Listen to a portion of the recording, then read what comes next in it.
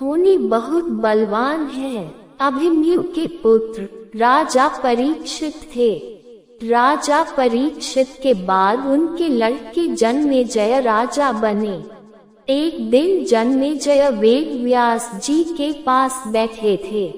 बातों ही बातों में जन्मेजय ने कुछ नाराजगी से वेद व्यास जी से कहा कि जहाँ आप समर्थ थे, भगवान श्री कृष्ण थे, भीष्म पितामह, गुरु द्रोणाचार्य, कुल गुरु कृपाचार्य जी, धर्मराज युधिष्ठिर जैसे महान लोग उपस्थित थे, फिर भी आप महाभारत के युद्ध को होने से नहीं रोक पाए और देखते देखते अपार जन धन की हानि हो गई।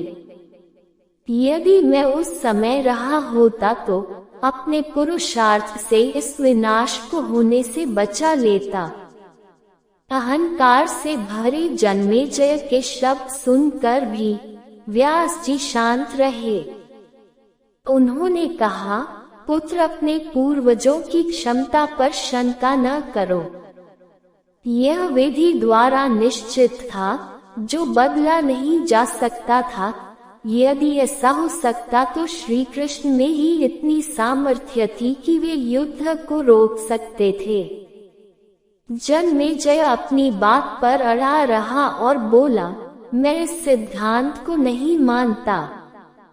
आप तो भविष्यवक्ता हैं, मेरे जीवन की होने वाली किसी होनी को बताए। मैं उसे रोककर प्रमाणित कर दूंगा कि विधि का विधान निश्चित नहीं होता। व्यास जी ने कहा, पुत्र, यदि तू यही चाहता है तो सुन।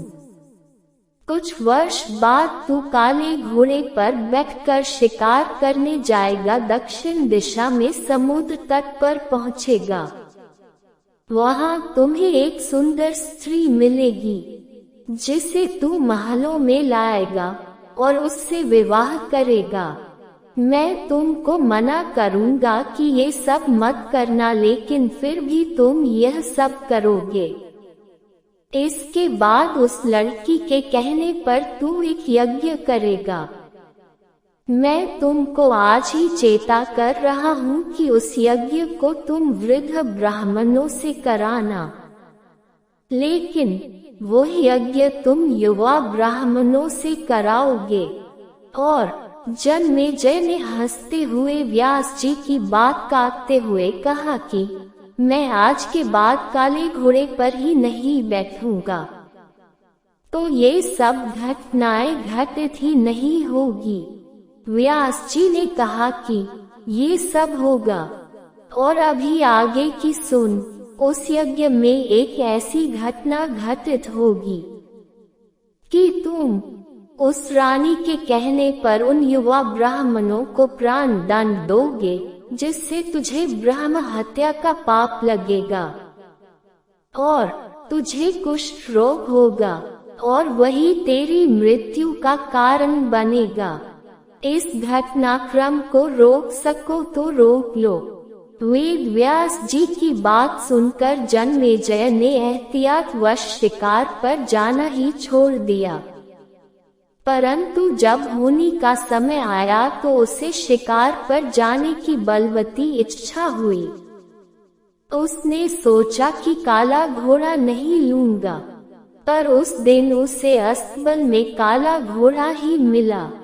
तब उसने सोचा कि मैं दक्षिण दिशा में नहीं जाऊंगा, परंतु घोड़ा अनियंत्रित होकर दक्षिण दिशा की ओर गया और समुद्र तट पर पहुंचा। वहां पर उसने एक सुंदर स्त्री को देखा और उस पर मोहित हुआ। जन्मेजय ने सोचा कि इसे लेकर महल में तो जाऊंगा, लेकिन शादी नहीं करूंगा। परंतु उसे महलों में लाने के बाद उसके प्यार में पड़कर उससे विवाह भी कर लिया। फिर रानी के कहने से जन्मेजय द्वारा यज्ञ भी किया गया। उस यज्ञ में युवा ब्राह्मण ही रखे गए। किसी बात पर युवा ब्राह्मण रानी पर हंसने लगे। रानी क्रोधित हो गई और रानी के कहने पर राजा जन्मेजय ने उन्हें प्राण दंड की सजा दे दी। फलस्वरूप उसे क्रोध हो गया। अब जन्मेजय घबरा गया और तुरंत व्यास जी के पास पहुंचा और उनसे जीवन बचाने के लिए प्रार्थना करने लगा। वेद व्यास जी ने कहा कि एक अंतिम अवसर तेरे प्राण बचाने का और देता हूँ। मैं तुझे महाभारत में हुई घटना का श्रवण कराऊंगा, जिसे तुझे श्रद्धा एवं विश्वास के साथ सुनना है। इससे तेरा क्रोध मिटता जाएगा। परंतु यदि किसी भी प्रसंग पर तूने अविश्वास किया तो मैं महाभारत का प्रसंग रोक दूंगा और फिर मैं भी तेरा जीवन नहीं बचा पाऊंगा। याद रखना, अब तेरे पास यह अंतिम अवसर है। अब तक जन्मेजय को व्यास जी की बातों पर पूरा विश्वास हो चुका था, इसलिए वह पूरी श्रद्धा और विश्वास से कथा श्रवण करने लगा। व्यास जी ने कथा आरंभ करी और जब भीम के बल के वे प्रसंग सुनाए, जिसमें भीम ने हाथियों को सूंडों से पकड़कर उन्हें अंतरिक्ष में उछाला, वे हाथी आज भी अंतरिक्ष में घूम रहे हैं। तब जन्मेजय अपने आप को रोक नहीं पाया और बोल उठा कि ये कैसे संभव हो सकता है, मैं नहीं मानता।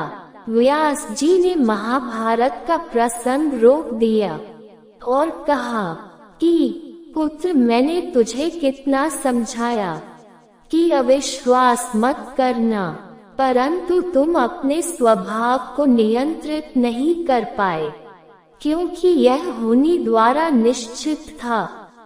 फिर व्यास जी ने अपनी मंत्र शक्ति से आवाहन किया और वे हाथी पृथ्वी की आकर्षण शक्ति में आकर नीचे गिरने लगे। तब व्यास जी ने कहा, यह मेरी बात का प्रमाण है।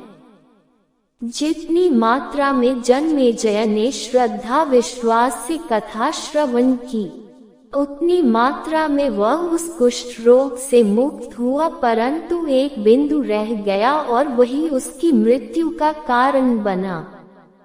सार, पहले बनी प्रारब्ध, पीछे बना शरीर। कर्म हमारे हाथ में है, लेकिन उसका फल हमारे हाथों में नहीं है। गीता के 11वें अध्याय के 33वें श्लोक में श्री कृष्ण अर्जुन से कहते हैं, उठ खड़ा हो और अपने कार्य द्वारा यश प्राप्त कर। यह सब तो मेरे द्वारा पहले ही मारे जा चुके हैं, तू तो केवल निमित्त बना है।